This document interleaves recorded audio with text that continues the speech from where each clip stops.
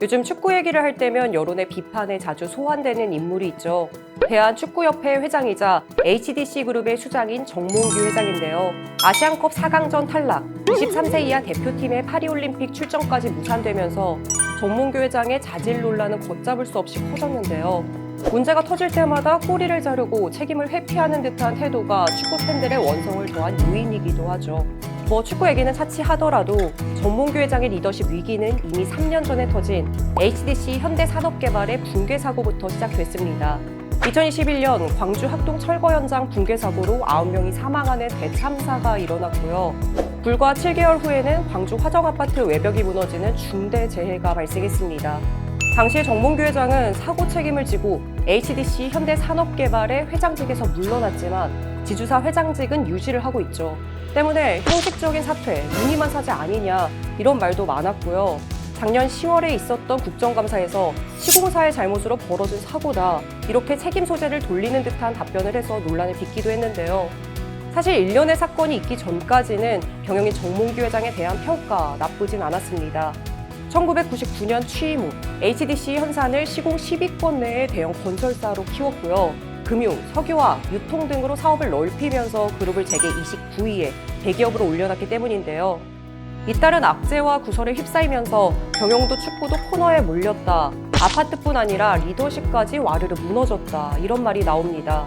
정몽규 회장은 현재의 위기를 딛고 다시 궁골쇄신할 수 있을까요? 오늘은 HDC 그룹 정몽규 회장의 이야기입니다. 정몽규 회장은 현대 정주영 창업주의 넷째 동생인 정세영 명예회장의 장남이죠.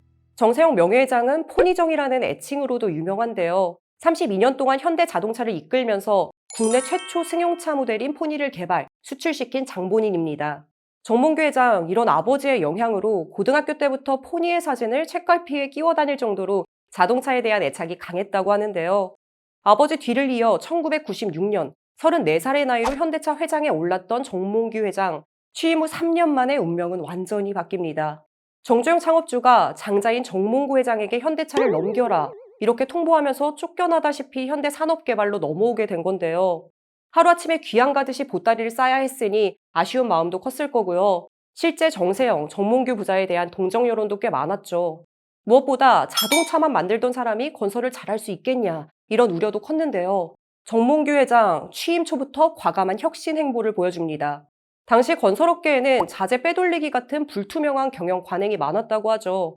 이를 개선하기 위해 건설업계 최초로 ERP, 전자계약 시스템 같은 데이터 경영을 도입한 건데요. 철근 숫자, 시멘트 분량 하나까지 투명하게 공유해야 효율성이 높아지고 원가를 절감할 수 있다. 이렇게 판단했던 겁니다. 정몽규 회장은 현대차 시절부터 나사 하나의 단가까지 관리할 정도로 꼼꼼하고 알뜰한 스타일이었다고 하는데요. 근검 절약을 강조한 아버지의 영향으로 영국 유학 시절에도 빠듯한 용돈을 쪼개 썼다고 하죠. 이런 성장 환경이 원가 절감, 내실 경영 철학으로 이어진 셈인데요. 이후 정몽규 회장은 고급 브랜드 아파트, 아이파크를 전국적으로 성공시키면서 경영 능력을 인정받았고요. 다른 경쟁사들이 해외 사업 등을 확장할 때도 국내 주택 사업에 집중하는 내실 기조를 통해 안정적인 성장을 이끌었는데요. 실리를 중시한 정몽규 회장의 또 하나의 성장 전략, 디벨로퍼 사업입니다. 직접 땅을 사서 설계, 시공, 분양, 운영까지 책임지는 자체 개발 사업을 확대한 건데요. 수원 아이파크시티, 용산 아이파크몰 등이 대표적인 성공작입니다. 정 회장의 디벨로퍼 사업에 힘을 준 이유, 단순 시공에 비해 마진율이 훨씬 높기 때문인데요. 덕분에 현대산업개발은 다른 경쟁사들과는 차원이 다른 영업이익률을 올렸고요. 국간에 현금을 쌓아놓고 있다. 이런 말이 돌 정도로 현금 유동성이 가장 풍부한 건설 회사가 된 거죠. 잘 나가던 HDC 현대산업개발의 심상찮은 조짐이 시작된 건 2019년 아시아나항공 인수를 추진하면서부터입니다. 업계에선 정몽규 회장의 행보에 의문을 표하는 시선이 많았어요. 정 회장의 성향 자체가 대형 M&A 같은 리스크를 꺼리는 스타일인데다가 아시아나의 부채가 어마어마했기 때문이죠. 그러나 정몽규 회장 2조 5천억 원이라는 엄청난 돈을 베팅하면서 인수를 밀어붙이는데요. 정몽규 회장의 생각은 이랬습니다.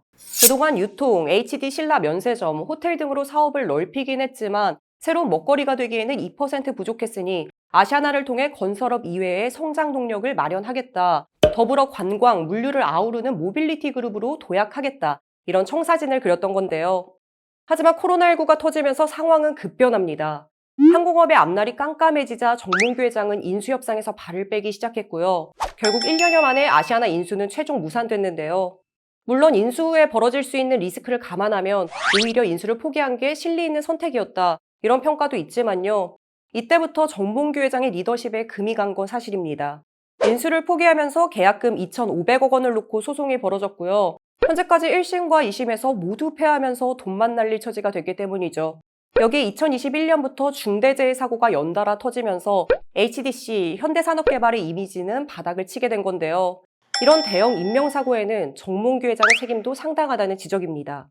정몽규 회장은 지난 2019년 건설업계 최초로 애자일 제도를 도입했죠.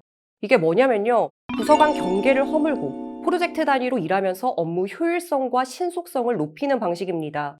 그런데 이게 건설 현장에서는 괴리감이 상당했다고 해요. 효율과 속도에만 열중하다 보니 안전을 도외시하게 됐고 대형 참사로까지 이어졌다는 거죠. 수익성에 지나치게 매달린 정몽규 회장의 짠돌이 경영도 문제였습니다. 통상 건설사들의 매출 원가율은 85%에서 95%대라고 하죠. 그런데 HDC 현사는 2021년 기준 78% 선이었다고 해요.